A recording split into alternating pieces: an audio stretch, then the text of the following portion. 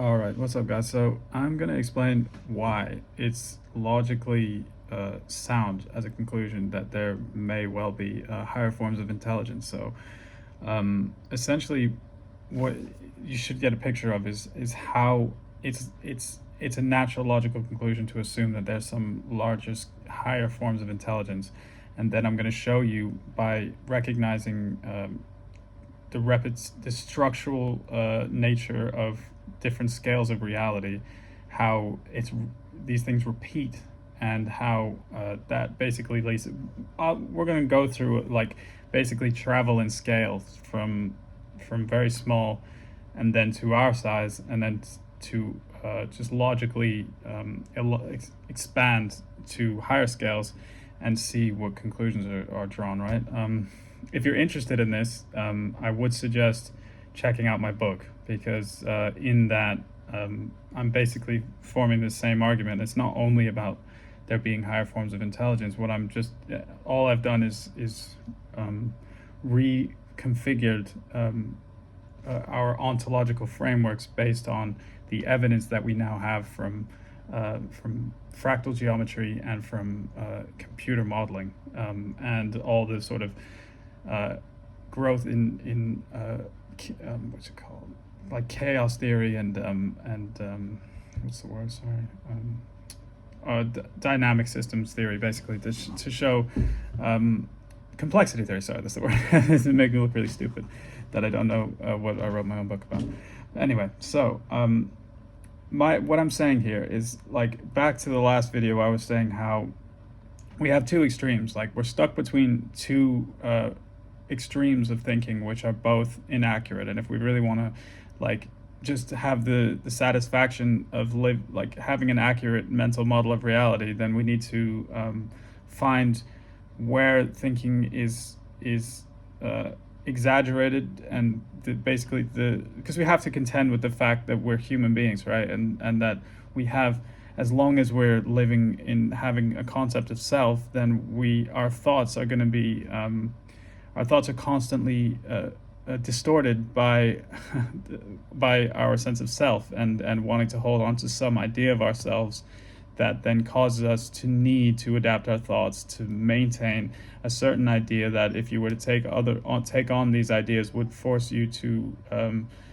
retrospectively or flexively transform your idea of yourself. And if you're committed or you're somehow invested in an idea of yourself being in a certain way, then you'll have to distort reality, or at least your explanations of it, in order to maintain those beliefs about yourself. So going through this, you'll see how this is the case when we're talking about the whole. It's basically this whole big issue that we've been having for hundreds of years about this question between God and science, between the material world versus the divine or spiritual world.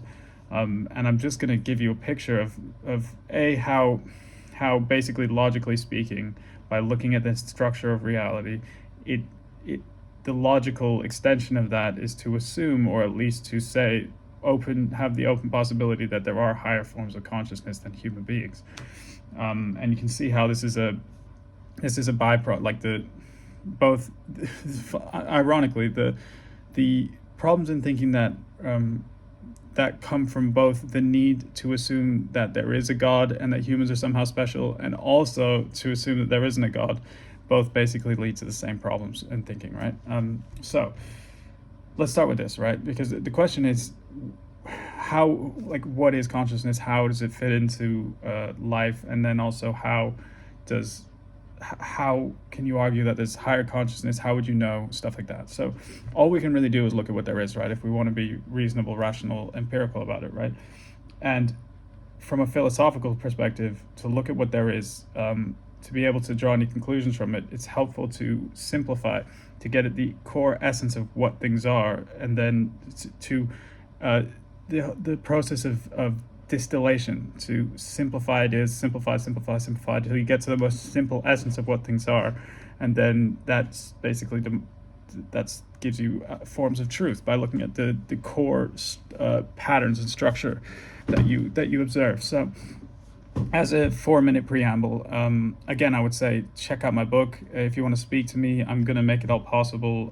I do coaching. I do many things, but I have trained with the Taoist priests, so I understand many different forms of self-transformation, how to get shit done, like in terms of business. I have a lot of to help in terms of how I can help people, if just through speaking, to get some perspective and to move beyond whatever's people you're stuck on. But that's a side point. So, okay, when we're talking about the nature of reality and consciousness, right? We need to look in a basically abstract, simplified way at what things are, right?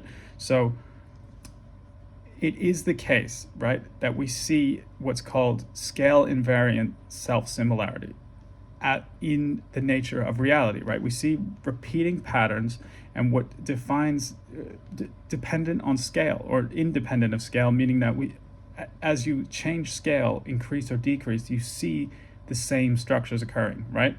So we can then look at the structures that occur at the scales at which we are capable of perceiving, and then infer at scales we're incapable of perceiving, because it is the case that we are limited. If there is a higher form of intelligence, if there is a God with a higher form of mind, for us it's necessarily impossible for us to conceive of it, right?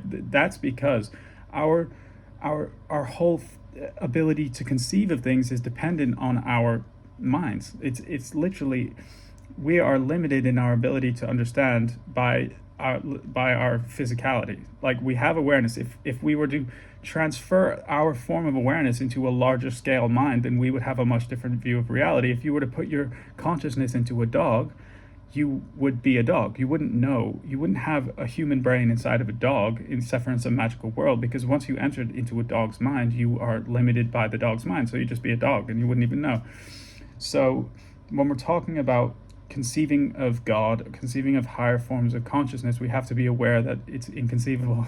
That by nature it's inconceivable. So that's just how it is. And I think as soon as we start to grasp and accept the fact that there's way more that's impossible to understand than we can understand, then you actually begin to be able to really get at the truth, because you have to first understand where your limits are, which is basically we're like 0.0001% of being able to comprehend anything. Like, that's the limit of what we can actually comprehend, is like 0.000001% of reality. Okay, so if we look at things, right, what we can observe is, say, for example, cells. If we want to look at cells, this is very interesting, because if you imagine yourself shrinking yourself down to the size of a cell, right, and when we look at cells through a microscope, what we see is that a cell is a good example because it shows you two scales. Because what you see is, you see a cell that it has a structure, and it differentiates itself from its environment. It has some form of recognizing what's it and what's not it. It has its little cell wall,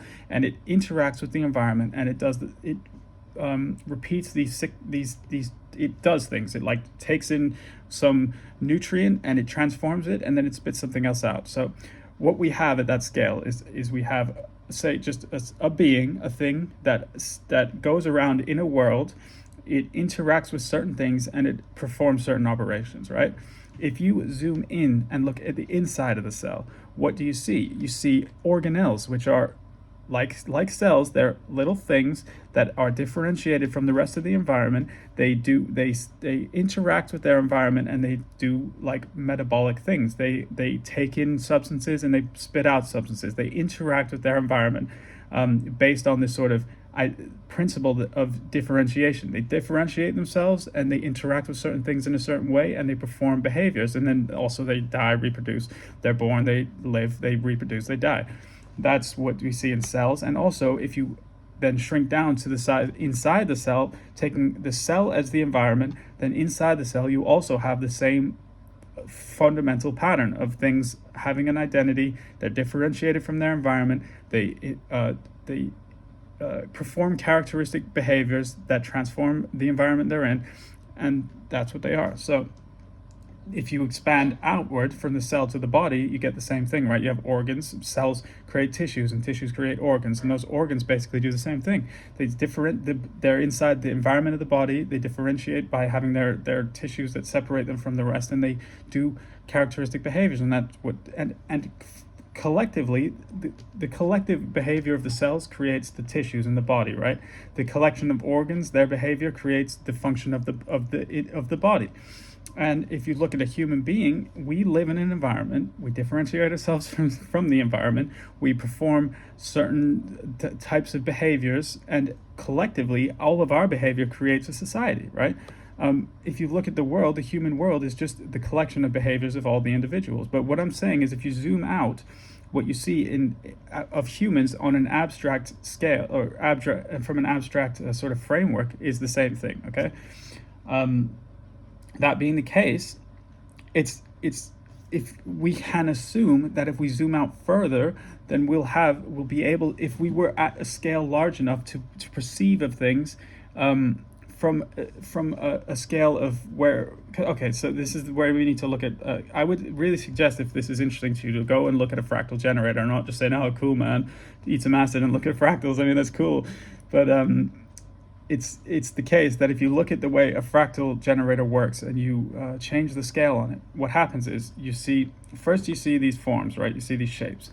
And then as you zoom out, everything spreads apart, and you get into this field of, it looks like space. It literally looks like space, where there's no coherent, there's a certain scale where things reach this form of incoherence. And as you continue to zoom out, then you see a new form, slightly different form of the same pattern that you saw at the micro scale. And I think it's just interesting because you can see how this is the case. If you look at when we zoom out and if you look at space, it looks like space. But what that suggests is that if you were to get big enough and big enough, that what we see as just sort of a chaotic field of space, which is just this sort of differentiated things all separated. If you were to get to a big enough scale, it would at some scale, all of these planets and all the stars and everything would form into some sort of coherent pattern, right? Again, like we see at our scale of Earth, if we were to then get at what's the word? Like if we were to reach out to the next layer of scale, then it would necessarily reach some sort of coherent pattern. And from that perspective, we would see potentially something totally different, right?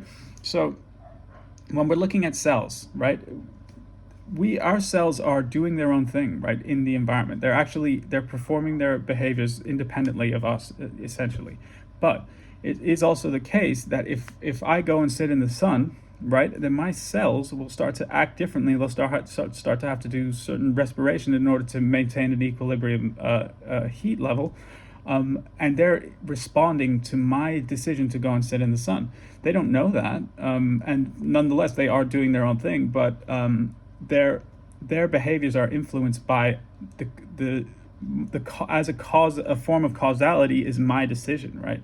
So we have to accept that being so minuscule as we are, living on this planet, which is also minuscule, tiny compared to the scale of what we can see of from our perspective of the universe, that although we do have a certain degree of freedom and we do have a certain type of causality that we create ourselves through our decisions, which I talked about before in this manifestation video, which is the nature of us, that we do create reality.